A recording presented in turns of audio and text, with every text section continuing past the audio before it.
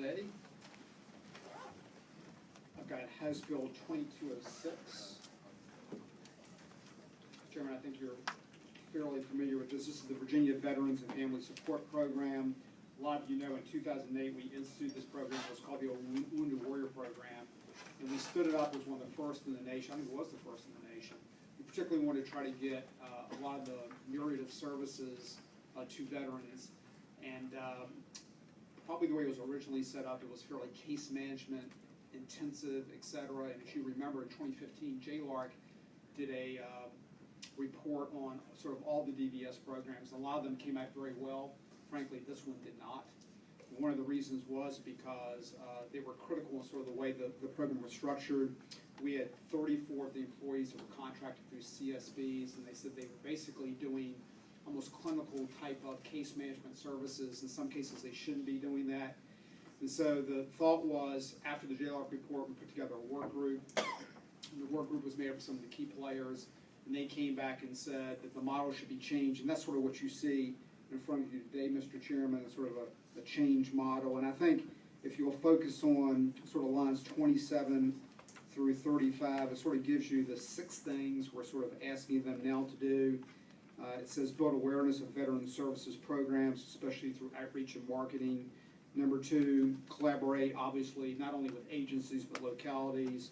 3, develop a consistent method of determining who's out there and needs help. 4, work with veterans to develop a coordinated resources plan. 5, refer veterans to appropriate and available services. And 6, to monitor progress. In other words, let's do the following now. And let's make sure that we're more of a referral services, work with the veterans on what that implementation plan looks like. Let's then monitor the progress. We can serve more veterans that way. We don't get into sort of the sticky, direct case management type of clinical services. And then if you look at the back, Mr. Chairman, it's got some reporting requirements so we can sort of see how many plans we've actually developed, how many veterans we're serving, et cetera. And this is, I think we have Commissioner Moody here today, obviously, and this is obviously something that he has worked very hard on, and I think the administration obviously sort of brought this to light and feels pretty strongly this is also the right way to go. So, thank you, Mr. Leader. John, I think Delegate Cox has pretty much summed it up fairly well. Yes. Let me ask you a question. So this is now law. What do you think immediately you're going to be able to do better? Mr. Chairman, what this does immediately is to allow us to restructure the services provided under a single unified chain of command. And I don't think I have to tell you, sir, exactly what that means and the great implications for services to our veterans and indeed morale and organization within our organization. So is it fair to say this is absolutely fundamental reform as to what we've been doing? This is fundamental in veteran service. Yes, sir. In that regard, there's probably nothing else we've ever done like this before. I think this is a great move, sir. Okay, let me ask you this. Yes. So let's assume for the sake of discussion that 2 years from now you're still doing what you're doing now. What do you think you're going to be telling us about the results of this reform? What do you think you're going to be telling us? I think that I will be telling you that hopefully by that 2-year point we would have converted all of these individuals who are individually hired by the CSBs into state employ.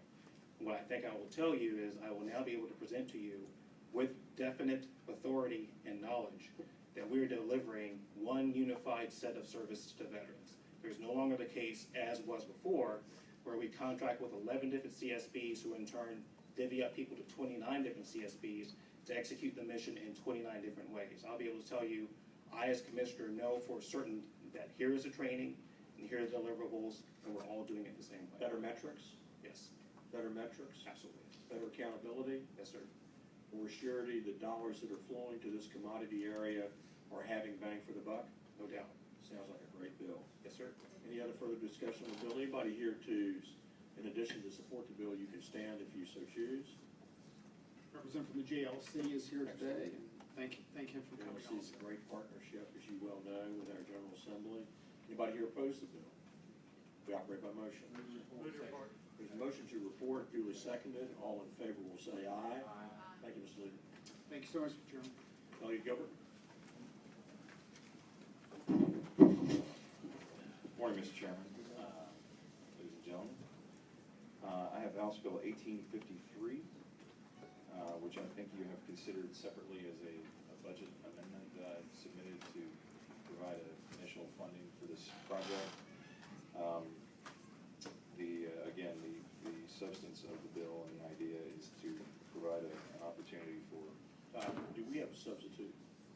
There is, if it's not a substitute, it's definitely an amendment. Okay. Do you have a copy of it? Yeah, Okay. Why don't we distribute this? Is your motion on substitute? All in favor, say aye. Substitute. Okay. All right. Again, Mr. Chair, this just creates a new fund from which victims of domestic violence, stalking, sexual assault, family abuse can have the opportunity to be trained in the safe and effective use of firearms for their personal safety. That is the essence of the bill. We had one concern about metering money out so that we didn't over-obligate ourselves, but David, why don't you report the substance of the substitute so that we're all on the same page? Okay, well, the substitute doesn't really affect the underlying policy for us that Delegate Gilbert just explained.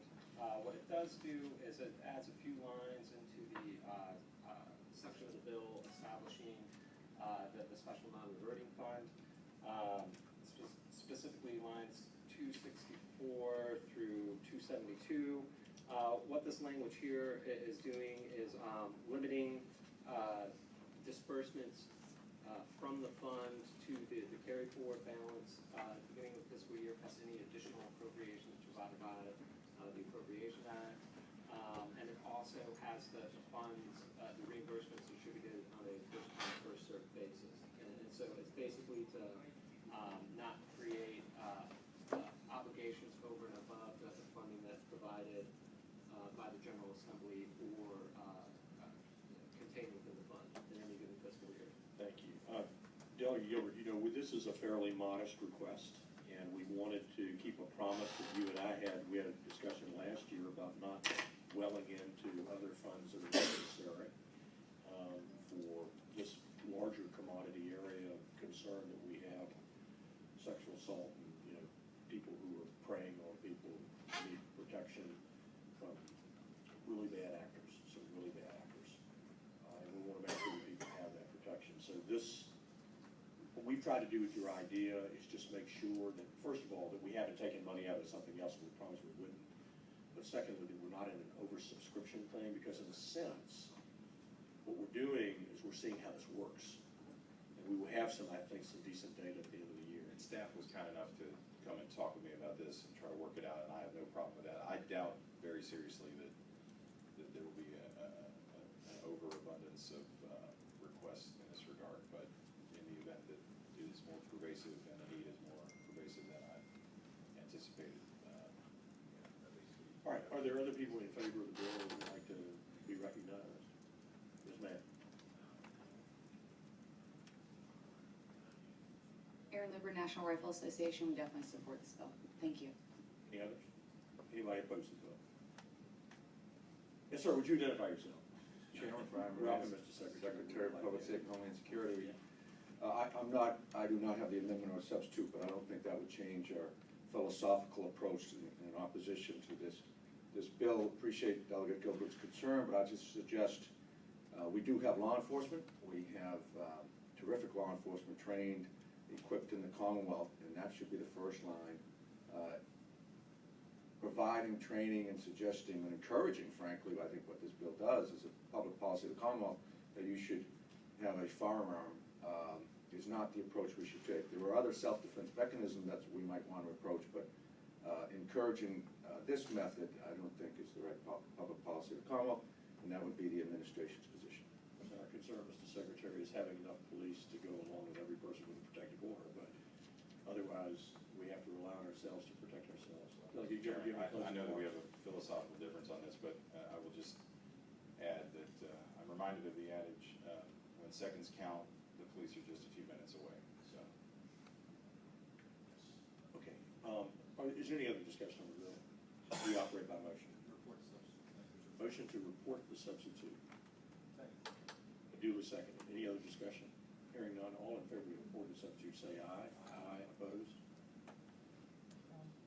Okay, thank you, sir. Thank you, Mr. Chairman.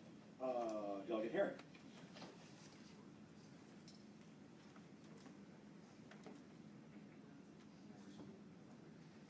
Good morning, Mr. Chair and members. I'm here on HB 1894. It's a community policing bill.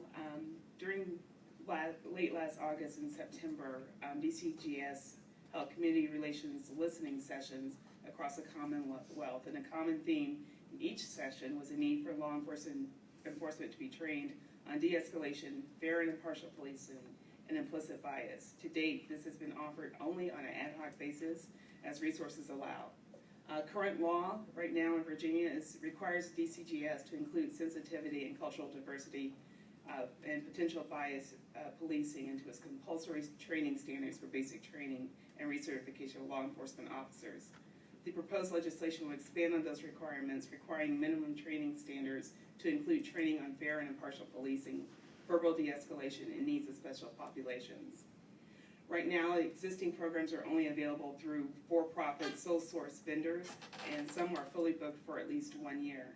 With funding, Virginia can have its own program that is transparent and account for the needs of community members, including the underserved communities and those with special needs. The governor's budget includes a $500,000 amendment and $500,000 and one full-time employee at DCJS to update and develop curricula and provide training. There is also, I will note, a budget amendment offered by Delegate Peace containing language supporting similar goals. Let me ask you a question. 500,000 for one FTE? No, I believe it's $500,000 and one FTE. The appropriation for $500,000 and an additional appropriation for one FTE. I could be wrong. And I will defer to. Good morning, Mr. Chairman, members of the committee. I'm Fran Ecker. I'm the director of DCJS. Mr. Chairman, in response to your question, the $500,000 would allow DCJS to develop a 36-hour training program and 52-hour train the trainer program and deliver 7 of 14 regional training conferences for a total of 168 trainers with 84 trained in the first year. This is similar to other programs DCJS has done to allow the state to not be dependent on these sole source for-profit companies, but to create a Virginia-style, Virginia-consistent training program and be able to. Question: What are local police departments using now to help train their police? I mean, I'd be stunned if we didn't have a police department in Virginia that was not keenly focused on fair and impartial policing. So, what are they doing now? Yes, sir, thank you. I believe what they are doing is they are accessing this training wherever they can at the lowest possible cost. And DCJS is a source for much of that training. We fill every class that we're able to hold, and turn people away regularly. So yes, sir, I would agree that there is a great desire on the part of the local agencies to have this training. My question would be: Do you think they're doing it locally now? I think they are trying to do it. I would not represent to you. We have over 21,000 officers in the Commonwealth, and I would not represent to you that all of those officers are trained in this fashion. Let me ask you this: if we ever inventoried our departments across Virginia to find out who is in fact, this is important to me, okay? If we found out, I'm a metrics guy, okay?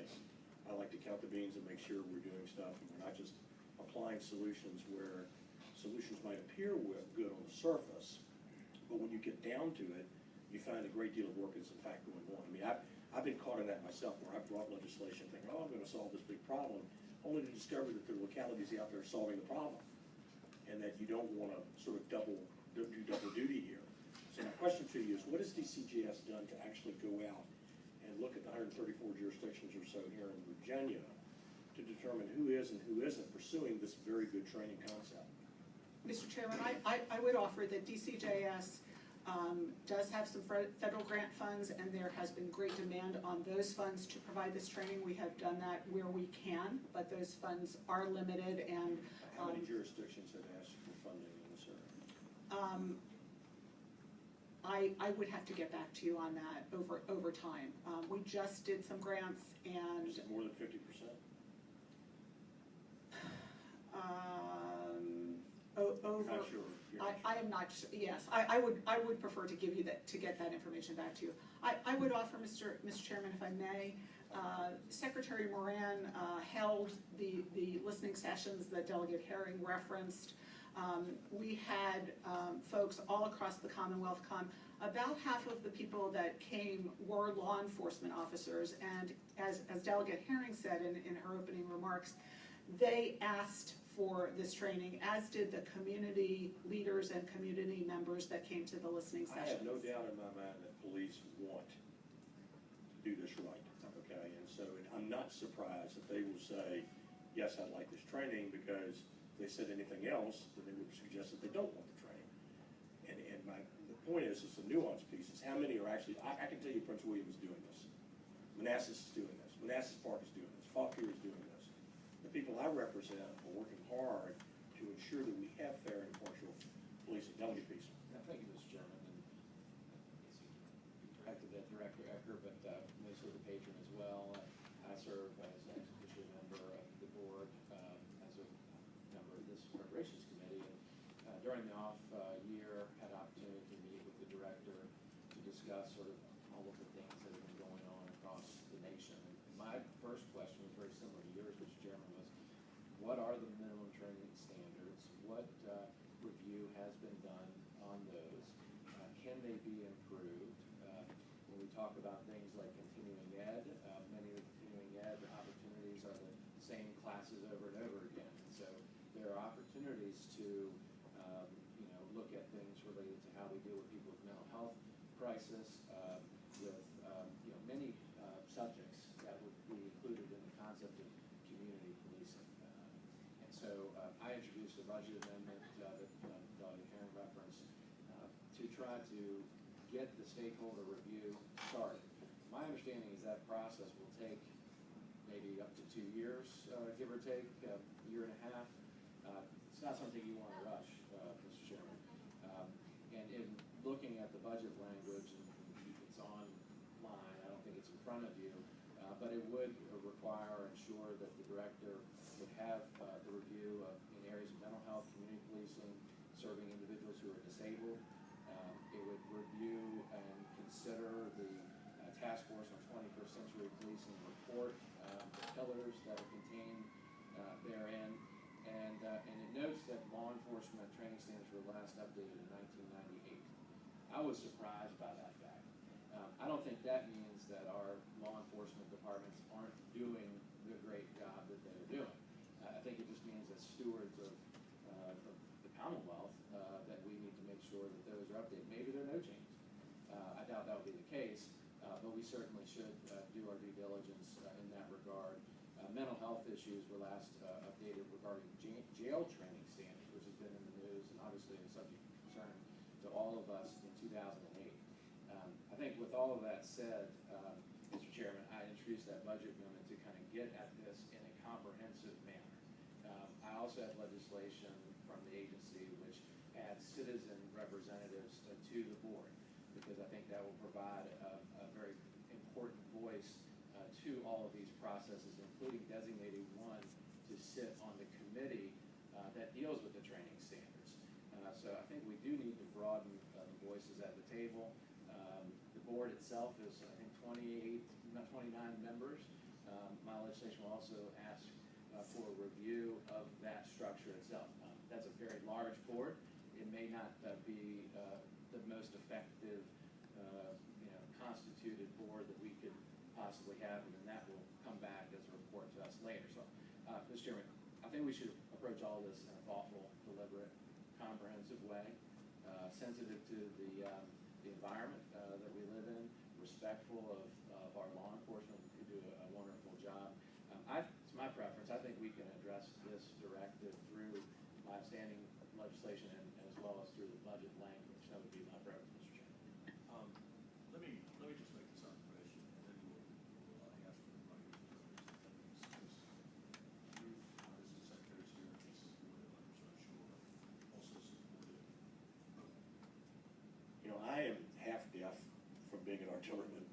So I hear myself really good because I have hearing aids in and I forget to turn my mic on, so I apologize. But I'm sure the Secretary is supportive, other members here are supportive as well, of the public. I'd be stunned if anybody would oppose the essential concept here. But let me just make this observation. I would second what Delegate Peace has to say, and I do think we need to take a deliberative approach. If I were king for a day, DCGS, here is what I would be doing on this, okay? Because Delegate Peace puts his thumb on it. I think what you've got is police and deputies around the Commonwealth who are attuned to what is going on in the country with respect to fair and above board policing, being sensitive to the demographics of people that you represent because you do represent them, to protect them and to be a service to them, and to make sure that there is true community policing where people trust their police are there and know that their work and the danger they put themselves in is honored. Okay, so you have a big problem to address in the country, and I think a lot of local sheriffs and deputies and police are actually moving forward and doing some good things. I bet you your city is doing really good stuff. I know mine is. Okay, can't speak for all of them, but here's what I would do if I were king for a day. If I were king for a day and in your position, what I would do is affirmatively go out and inventory specifically what we're doing around the Commonwealth. And look at that carefully, because I think we might surprise ourselves, because in the process, you know what you're going to discover? You're going to discover that somebody is doing something really good. Maybe that ought to be propagated, okay, and spread across the state. You may have that data now. I don't sense you do. So I would suggest that we go out and really look and maybe take some sampling across the Commonwealth. What's Radford doing that Salem isn't? What's Richmond doing that Charlottesville isn't? What's Prince William doing that Fairfax isn't? And begin to look and identify the real gold that's going on out there at the local level. And then to go back to what Delegate Peace said, get our standards up to speed so that you are reflecting what is going on in the field that's good. And where you discover that you've got departments who are just not cutting it. They're not doing the kinds of things they need to do. They may not have a problem. They may have no casework whatsoever that there's been a problem. But the potential exists that there will be a problem. And so what I would hope is to come back with Delegate Peace next year and bring us something that is more comprehensive in scope. That's just my personal view. Okay, are anybody here opposed to this? Mr. Secretary? Mr. Chairman, I just want to say to you, I don't disagree with anything you have said or Delegate Peace. I would add this, though.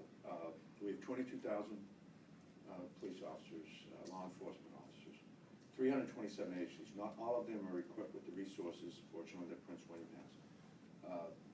I would tell you, when I was honored to accept this position, hurricanes were what kept me